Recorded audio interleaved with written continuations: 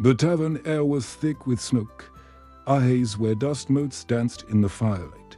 From the far corners, the low murmur of patrons drifted in and out, punctuated by the occasional clink of mugs. Beneath it all, a fire crackled, a constant, stubborn warmth. Bushman sat at the bar, his mug untouched, his reflection flickering in the amber liquid. The years had passed quietly for him, but not for this place. These stone walls still breathed the familiar scent of smoke and spilled ale. Here, time moved differently, slower, heavier. He was an old dwarven paladin now. Grey hair framed a face etched with the lines of a long life, his beard braided with the care of habit rather than vanity. His armor, once bright on the battlefield, was now dented and worn smooth by decades of both war and prayer. He gazed into his mug, caught between memories and regrets. He'd shed blood and sweat on these floors before. He drank way more in these walls than he'd ever cared to admit. Time had taken its toll. His armor creaked when he shifted his weight. His knees protested where they once had charged without fear. Yet, the holy symbol resting on his chest still glimmered with a faint, steady light, untouched by age and burdened by doubt. Some oaths don't fade. They wait. They linger.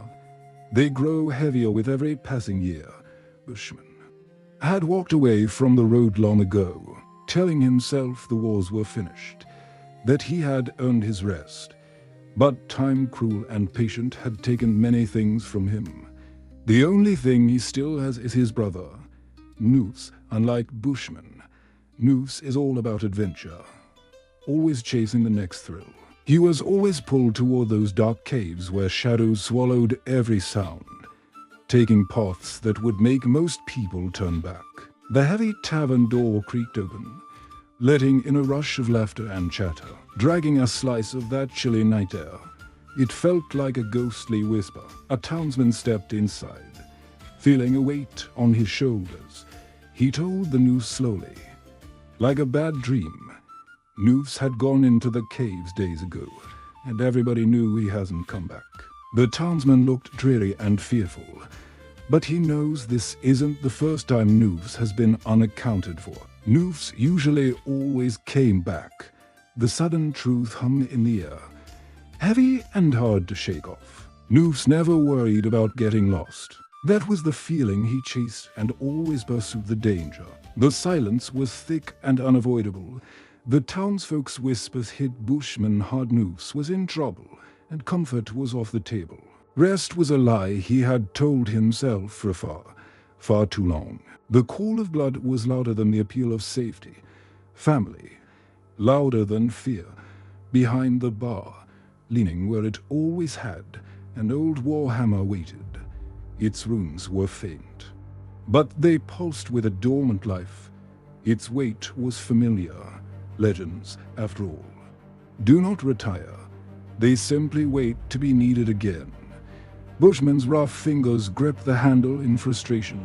The worn leather felt like an extension of his own hand, polished, ready.